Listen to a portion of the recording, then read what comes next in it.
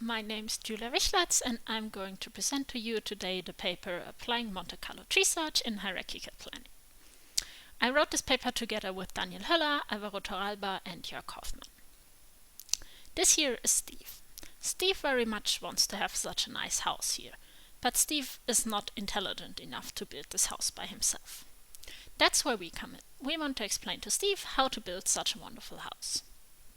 And to do this, we will use hierarchical planning, because hierarchical planning lends itself naturally to use the innate hierarchies of this house here, for example, to help guide the search towards the solution. So let's have a look at hierarchical planning. It's rather similar to classical planning in the aspect that it has a state, that's the set of propositional facts, and it has what's here called primitive tasks that replace actions from classical planning. So we have a precondition and an effect, and this effect here changes the world actively. But what's special about hierarchical planning is that we also have something called tasks and not just these actions. And these tasks are also used in our search. So whenever we encounter a task that's non-primitive, we will check what methods exist to decompose this task here into different things. So if we take a build wall task, we might be able to use this build wall method to decompose it. If the precondition here is applicable, we can then decompose the task into these two new tasks here, for example, into a build row and a build wall with a smaller height. So in effect, this build wall task here will be replaced by these two new tasks. You can see that there's a nice little arrow connecting the two of them. That's because we're considering totally ordered hierarchical planning, which means that between these two tasks here, there's an ordering which says that the first task has to be dealt with before we look at the other one. So we can't try to decompose build wall until we finish decomposing the build row task. And we could also use a different build wall method if the precondition is applicable to take care of a build wall task, for example by simply replacing it with a single build row task, or we could even use a method to decompose a task into a primitive task that can then be executed in our world. Here it might be strange to have like a build wall primitive action, but in our setting we are considering instruction giving, so this here would correspond to telling Steve to build a wall and not actually magically put all of the blocks in place. So now we have a way to decompose this wonderful house into some task that we can then give to our planner to solve. But there's a little problem of this task here having 6 parameters, which can be numerical, and so this means we have a very large object space, and if we do this we will ground ourselves to death. So instead of trying to figure out how we could improve the grounding for this very specific domain, we simply throw the grounding away and use a lifted planner instead. Specifically JSHOP, or even more specifically JSHOP, the Java version of SHOP, since this will integrate better with our overall system. JSHOP now has the disadvantage that it is lifted and can therefore not make use of any heuristics, because there simply are no lifted hierarchical planning heuristics, basically. There are some lifted heuristics in classical planning, but they are not directly applicable to hierarchical planning. So instead, JSHOP simply uses an uninformed depth-first search. But for our purpose, this is not good enough, so we have a look at Monte-Carlo tree search. Monte-Carlo tree search, we have one state in the beginning, then we start what's called a random rollout. We basically just check which are the children, we pick one at random, the left one in this case. So we continue this process until we found some solution, and can then use this cost here we found to backpropagate all the way back up the tree and put this first search node here into our tree also. So when we have nodes in our tree, we will try to make informed decisions and not simply random ones. But here we can see that we can't really make an informed decision because we have not discovered what's on the right side here, so we can't make an informed decision of going or not going there. So we simply say we want to visit this and start a random rollout down here. We can see, okay, we have a cost of 10 found in this subtree, so let's do the same thing, backpropagate, and now we have 2 costs here, so technically we can make an informed decision. At first you might think, okay, let's exploit this better cost here, because down there might be some solution that's even better than this cost 10 compared to this rather bad solution. But this is a very biased decision, because it could simply be that here very far down the road we took one bad decision, but if we took another one we would have found an even better solution. So instead of just simply exploiting the costs we found once, we use some system of counting the visits to a node to also factor in some exploration of the general state space. And to balance these two concepts of exploiting a good cost and exploring new parts of the state space, we use the UCT formula, in our case with an exploration factor of square root of 2. So we did some experimentation and we found this generally used parameter to be very useful in our settings. So we simply went ahead and implemented a very basic version of MCTS and JSHOP and ran some experiments to evaluate this. These are very, very many numbers, but the interesting ones are down here, which clearly state that JSHOP soundly outperforms our MCTS approach. At this point we could have said, well, bad luck, let's try something else. But we did not want to give up on this notion of having some informed JSHOP search, and instead looked at how we could improve this search. And for this we looked at the innate things that hierarchical planning has to offer, and one of those things is that due to the hierarchy we sometimes run into chains of nodes with only a single child, which especially in Monte-Carlo tree search are rather bad because they slow down our search, and we would have to put all of these things here as a search node in our tree, which would slow down things considerably. So instead of simply taking all of these and putting them into our search, we went ahead and adapted the method that the grounding hierarchical planners use in the pre-processing and simply discard these single child nodes. But since we do not do any grounding, we have to do this on the fly during the search. So basically whenever we encounter a single node child,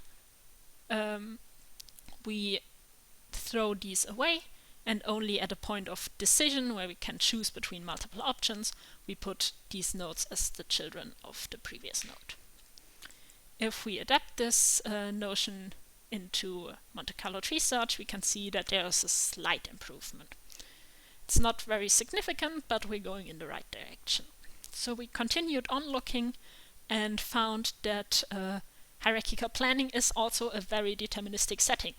So this might not be very surprising to you, but Monte-Carlo tree search is commonly used in probabilistic planning, which means that if we reach a goal node in probabilistic planning, this cost here might still change because of some decisions we make during the search. So it could technically be the case that if we visit the same goal node multiple times, that it has different costs. But for us this is not the case. So we don't really want to visit a goal node again, because this cost of 15, for example here, will never change. So instead we went ahead and said, okay, let's mark all of these nodes that we have clearly fully explored as such as fully explored. And also propagate this to the parents to say, okay, if all of my children are fully explored, then I'm fully explored. But to do this, we will have to save all of our random rollouts, because otherwise we can't remember which nodes we have seen before.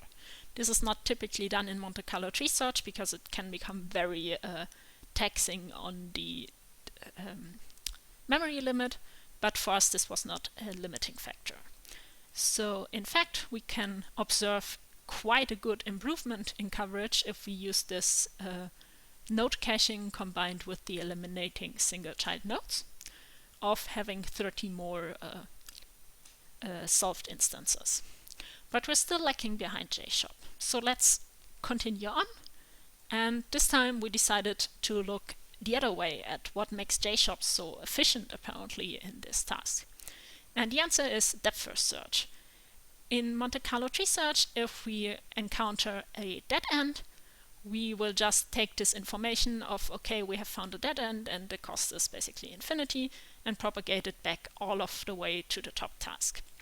And if this is the first run, basically, this is very bad for us because we did not gain any information that could help us guide the search, and instead are still stuck with a blind random depth first search. But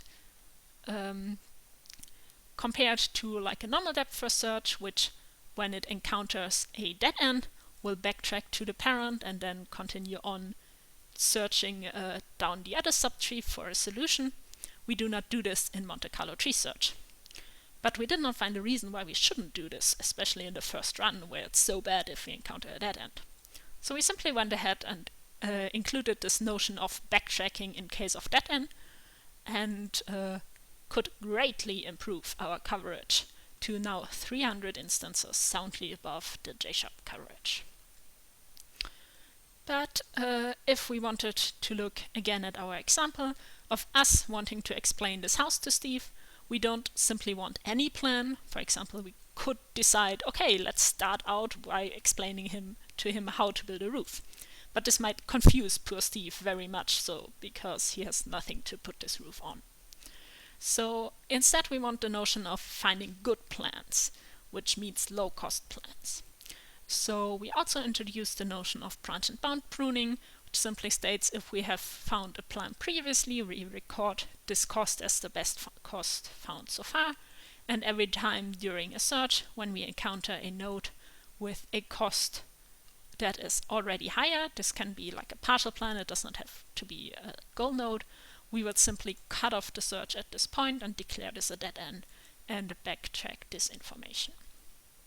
And using this branch and bound pruning, for fairness, also implemented into JSHOP, not only into our Monte-Carlo tree search.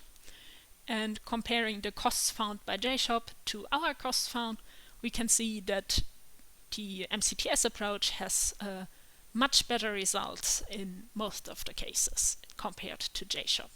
We are outperformed in some special cases, but in the majority we are at least as good or even better than JSHOP. So we also wanted to go ahead and compare ourselves to some other hierarchical planners to not just say, look, we outperformed this one kind of out-of-date planner. So we went ahead and looked at PANDA, which is an up-to-date hierarchical planner that uses grounding.